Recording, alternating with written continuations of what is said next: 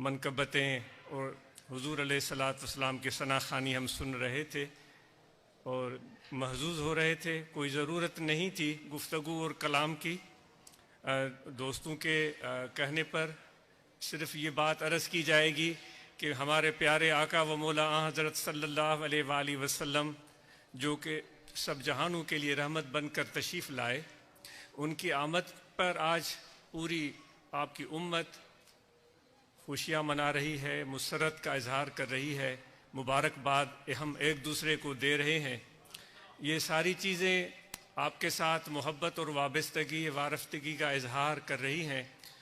لیکن آپ اور ہم سب کو، مرد اور خواتین کو، یہ نہیں بھولنا چاہیے کہ آپ صلی اللہ علیہ وآلہ وسلم نے اس دنیا میں آ کر کس طرح انسانوں کے اندر تبدیلی رونما فرمائی تھی. قرآن مجید کی ایک چھوٹی سی آیت کریمہ کا مفہوم ذہن میں آ رہا ہے کہ اللہ تعالیٰ فرما رہا ہے کہ اے لوگو تمہیں معلوم نہیں ہے کہ تم ایک دوسرے کے جان کے دشمن تھے، ایک دوسرے سے لڑتے تھے، گروہ بندی کا شکار تھے، عصبیت کا شکار تھے، اور ایک دوسرے سے اپنے آپ کو بہتر برتر سمجھنے والی سوچ کار فرما تھی، اور ایک مرتے اور مارتے تھے. تو میرے نبی، میرے پیغمبر، میرے رسول صلی اللہ علیہ وآلہ وسلم جب تشریف لائے تو انہوں نے آپ کے اندر افتراق اور انتشار کو دور فرما دیا، اور قرآن مجید کے الفاظ میں کہ آپ کو ایک دوسرے کا دلی دوست بنا دیا، ایک دوسرے کا دلی دوست بنا دیا. سمجھ رہے ہیں آپ؟ یہ آپ صلی اللہ علیہ وآلہ وسلم کے تشریف لانے کے بعد منظر کشی قرآن مجید میں اللہ تعالیٰ فرما رہا ہے. تو ہم اور آپ کو آج یہ چیز یاد رکھنی ہے کہ ہم افتراق، انتشار، عصبیت اور ان خرابیوں کا شکار نہ ہوں، اور آپس میں ایسی چیزیں جو افتراق پیدا کر دیتی ہیں ان سے بچنے کی کوشش کریں. سب سے بہترین تعلیم جن کا میلاد ہم منا رہے ہیں، ہمارے آقا و مولا حضرت صلی اللہ علیہ وآلہ وسلم کا ارشاد کہ اے مومنو ایک دوسرے کے بارے میں اچھا گمان رکھو، ہمیشہ ایک دوسرے کے بارے میں اچھا گمان رکھو. آج جب ہم افتراق اور انتشار کا شکار ہیں، جو ہمارے آج مجموعی حالات ہیں ان سے ہم بے خبر نہیں ہیں. مولانا جلال الدین رومی رحمۃ اللہ علیہ فرماتے ہیں کہ ایک موقع پر ایک بوڑھا آدمی تھا، وہ مرض الموت میں مبتلا تھا، یعنی کہ اس کو پتہ چل چکا تھا کہ میری موت قریب ہے. اس کے 5-6 یا اس سے زیادہ کم و بیش بچے تھے. اس نے ان سب کو بلایا اور چاہا کہ ان کو کچھ ہدایت کرے، کچھ رہنمائی دے. ہماری رہنمائی تو صرف تقریروں تک محدود ہوتی ہے نا. سچی بات یہ ہے کہ یہ تقریریں کرتے ہوئے کوئی تبدیلی آج تک آ نہیں سکی، صرف باتیں ہوتی ہیں. بہت کم موقع ہوتے ہیں، بہت کم، آپ ضرور سوچئے گا، بہت کم موقع ہوتے ہیں کہ گفتگو جس طرح ہم آج کل کرتے ہیں ان سے کوئی بہتری رونما ہوئی ہو. تو اس پیر سن نے سوچا کہ میں ان کو تقریر بھی نہ کروں اور ان کو میں ایک اچھی رہنمائی بھی دوں. بڑے بیٹے کو کہا کہ ایک لکڑی لے آؤ، لکڑی کا گٹھڑا لے آؤ. وہ ایک گٹھڑا لے کر آیا. اس نے کہا ایک لکڑی اٹھاؤ. اس نے اٹھایا. رومی فرماتے ہیں اس کو کہا کہ اس کو توڑو. اس نے توڑا، وہ ٹوٹ گئی 2 حصوں میں. دوسرے کو کہا تم بھی توڑو، ٹوٹ گئی. تیسرے کو دیا، اس نے بھی توڑ دیا. پھر اس نے کہا 2 لکڑیوں کو اٹھاؤ. اب ایک لکڑی کے بعد 2 لکڑیاں ایک ساتھ. وہ 4 بھائی تھے غالباً. اس نے کہا ان کو توڑو. دونوں کو ملا کر اس نے جب توڑنے کی کوشش کی تو ٹوٹ تو گئیں لیکن اس کو طاقت لگانی پڑی. اس طرح دوسرے کو بھی کہا، تیسرے چوتھے کو بھی. پھر اس نے کہا 3 لکڑیاں اٹھاؤ. اس نے ایک ساتھ 3 لکڑیاں اٹھائیں. کہا ان کو توڑو. ان میں سے جو بڑا بھائی تھا اس نے طاقت لگائی، زور آزمائی کی، توڑنے کی کوشش کی. بہت مشکل سے بڑے زور آزمائی کے بعد وہ 3 لکڑیاں ٹوٹیں.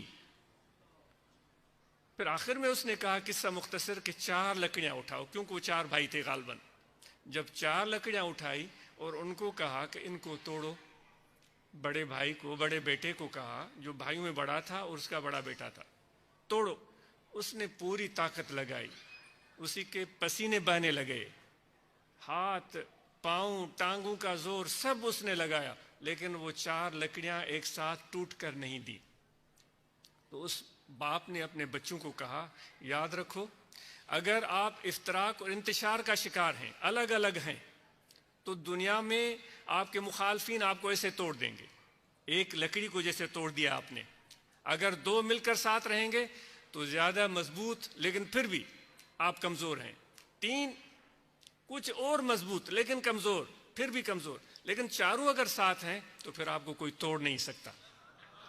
تو آج امت محمدی علیہ صاحب الصلاۃ والتسلیم کو اسی اعتصام اتفاق کی ضرورت ہے۔ وَاعْتَصِمُوا بِحَبْلِ اللَّهِ جَمِيعًا۔ اور ہم اور آپ ایک سفر میں ہیں۔ آپ نے مشہور کہاوت سنی ہے کہ زندگی ایک سفر مسلسل ہے، اور ہمیں اپنی منزل پر پہنچنا ہے۔ خصوصاً نوجوانوں سے گزارش کی جاتی ہے، آپ کی منزل بہت عالی شان ہے، بہت بلند ہے۔ ان نوجوانوں سے گزارش ہے، آپ نے اس قوم کی، اس ملت کی، ان مسلمانوں کی رہنمائی کرنی ہے۔ آپ کی منزل ہے کہ اس رہنمائی سے پہلے اتنی تعلیم، اتنی تربیت اور اتنی بہتری آپ میں آ جائے کہ آپ اچھے طریقے سے رہنمائی کرنے کے قابل ہو سکیں۔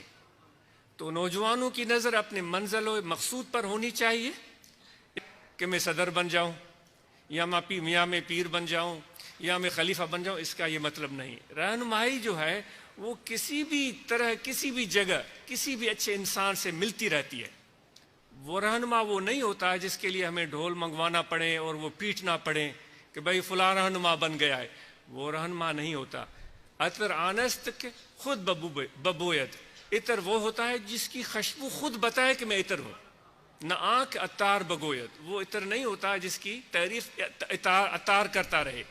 تو رہنمائی وہ والی، ڈھول نہیں بجیں گے، لیکن انشاءاللہ آہستہ آہستہ آپ کے اس عمل سے، اس جذبے سے جو آپ نے علم حاصل کیا، اس کی بدولت جو حسن اخلاق آپ میں آیا، جو اتفاق اور اعتصام بحبل اللہ آپ کے اندر آ گیا، اس کے اثرات پیدا ہونا شروع ہو جائیں گے۔ تو یہ ہماری منزل ہے، آپ نے کوشش کرنی ہے، تعلیم کو حاصل کریں، نوجوانوں آگے بڑھو، اور اپنے عمل سے یہ ثابت کرو کہ آپ میرے آقا و مولا حضرت صلی اللہ علیہ وآلہ وسلم کی ان تعلیمات کو سمجھتے ہو۔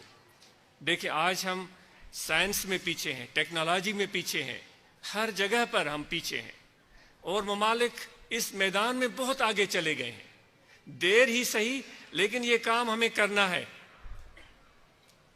انشاءاللہ۔ اور یہ نوجوان اپنی محنت اور کوشش اور جذبے سے یہ اس قوم، اس ملت، میرے آقا و مولا حضرت صلی اللہ علیہ وسلم اونچا کریں گے، کیونکہ آپ کی میراث بھی علم ہے، آپ کی میراث بھی علم ہے جو آپ نے ہم اور آپ کے لیے چھوڑی ہے۔ اللہ تعالی ہم سب کو عمل کی توفیق دے۔ یہ ذکر کرتے رہیں، یہ دل ہے، ہمیشہ توجہ رکھیں کہ دل ذکر کر رہا ہے، اللہ اللہ اللہ۔ آپ سب کا بہت شکریہ، عید میلاد النبی مبارک، اور آپ کے لیے بہت ساری دعائیں۔ اللہ تعالی آپ سب کا آنا قبول فرمائے۔ اللہم صلی علی سیدنا مولانا صلی اللہ تعالی علی خیر خلقی و نور عرشی سیدنا مولانا محمد و علی آلہ وسلم۔ صفیں درست فرما لیں، نماز ہوگی، تمام احباب